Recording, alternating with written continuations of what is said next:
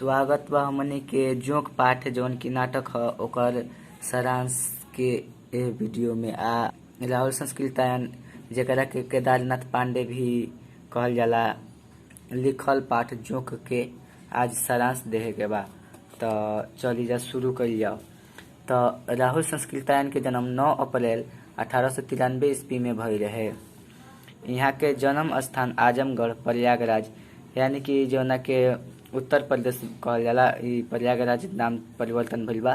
तो उहे यहाँ के जन्म स्थान हटे आजमगढ़। राहुल संस्कृतायन जी 1942 में यह नाटक यानी जोक नाटक के लिखले रही। यहाँ के 33 भाषा के ज्ञान रहे। लोग मानेला कि 36 भाषा के ज्ञान रहे, बाकी हमनी के बुक में 33 दिले बा। तो यही से हमनी के याद रखे बा कि 33 भाषा के ज्ञान रहे। और यहाँ के मातृभाषा भोजपुरी रहे। क्वेश्चन पूछ सकेला कि मातृभाषा का रहे, तो भोजपुरी रहे। यहाँ के घूम घूम के ज्ञान प्राप्त कईनी। ये थोड़ा सा परिचय दे देवे के चाहिए सारांश लिखत खानी लेखक के। तो यह नाटक में 3 पात्र बाणे। नोहर राउत मुखिया जौन की मुख्य पात्र बाणे, मुखिया बाणे, यही से याद रखिए मुख्य पात्र। तो बुझावन महतो जौन की किसान बाणे आ शिल्तन लाल जौन की जमींदार के पटवारी बाणे। अब चलिए आगे। पाठ्य पुस्तक में जोक नाटक के पहला दृश्य रखल गईल बा। ए दृश्य में समाज के शोषण करे वाले जिम्मेदार साहूकार राजा महाराजा सबके पोल खोल दिहल गईल बा। यह पाठ में राहुल जी भोजपुरी के ठेठ शब्दन आ मुहावरन के इस्तेमाल करे में राहुल जी के कलम कवनो माने में पाछा नइखे। यह नाटक में का बा एकरा बारे में अब जान लीजा। नाटक में बुझावन महतो जौन की किसान बड़े अपन भैंसिया के धो के आवत बाड़न। जब उनका पैर में लागल नोहर राउत यानी जौन की मुखिया बन जोक के देखले तो उनका के बतवले। बुझावन जोक के निकालत बाड़न। तनिके समय के बातचीत के बाद जिम्मेदार के पटवारी शिल्तन लाल टोपी मिर्जाई पहिरले कान में कलम खोसले अइले। बातचीत के दौरान पता चलल कि जिम्मेदार के पहले से दिहल गईल चीजू कमे पड़ल बा। यह सब चीजन के पहुंचावे में शिल्तन हैरान रहल। यहाँ एकरा बाद नोहर और बुझावन शिल्तन के साथे बातचीत करत जमींदार के गलत व्यवहार और गलत काम के बतावत बाणे। गलत व्यवहार और गलत काम से ई मतलब बाकी जिम्मेदार लोग किसानन पर ज्यादा कर के बोझ लाद देते रहे लोग और अनाज के भी ज्यादा मात्रा लेते रहन। जमींदार के पास गईला पर अपमान सहे के पड़त रहे। इस सब खातिर ये लोग जोक जस चिपकल रहत रहन, यानी किसान के साथ ऐसा व्यवहार करत रहन। अगर कर ना मिलत रहे तो ये लोग सब जोक जस चिपकल रहत रहन।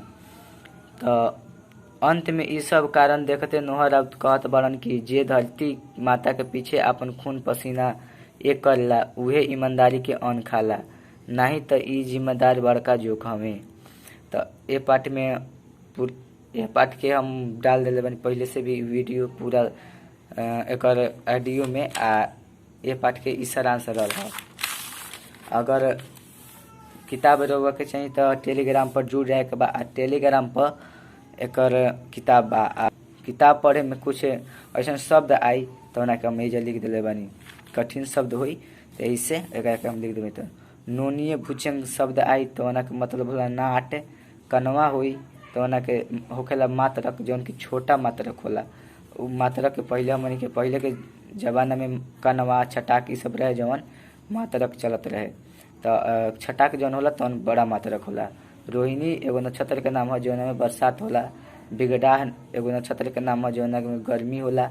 मिर्जाई यानी मिर्जापुर के ठीक। परानी यानी परिवार के सदस्य। मौजा यानी कौन क्षेत्र के सीमा। चीजू बतुस यानी सामान। ढेबुआ यानी जवन ज्यादा ना होखे, यानी बहुत ज्यादा ना होखे, थोड़ा सा ही इची सा ठीक। मडुआ जो अनाज के कहल जाला। निकासी के जिरात यानी हड़प लिहल। बकास यानी बेकार। चिट्ठा यानी साटा, जिसे हमने के नाच के साटा शादी में होखेला चाहे और कुछ के बैंड बाजा ये सब के साटा होला। तो ऐसे ही चिट्ठा से मतलब हो गई साटा। जिम्मेदारी फन्ना एगो एक प्रकार के केस के नाम हो तो जिम्मेदारी फन्ना हो गई। छोह यानी उमंग चाहे मोह हो गई। तहसील मतलब गद्दी। कुपुटी मतलब बिना मंगले ले लिहल चाहे जबरदस्ती ले लिहल। ठीक, पियादा एगो पर्यवेक्षक जौन की नौकर के कहल जाला, तो पर्यवेक्षक या पियादा कहल जाला। ठीक, आतिशबाजी यानी पटाखा फोड़ल। गोराई तो बहराहिल मतलब एगो नौकर के पद। तो ई कुछ शब्द रहला जौन की कठिन हो सकेला। मुद्दा के मतलब का होला कमेंट बॉक्स में बताई। ठीक, हमरा थोड़ा मात्रा आ वर्तनी में गड़बड़ बा, तो यही से ऊपर ज़्यादा ध्यान लोग सबके देवे के होई। मात्रा वर्तनी के थोड़ा आप ठीक कर लें, कैसे कि थोड़ा सा गड़बड़ बा, ऐसे अपन कमी भी बता देवे के चाहिए। धन्यवाद।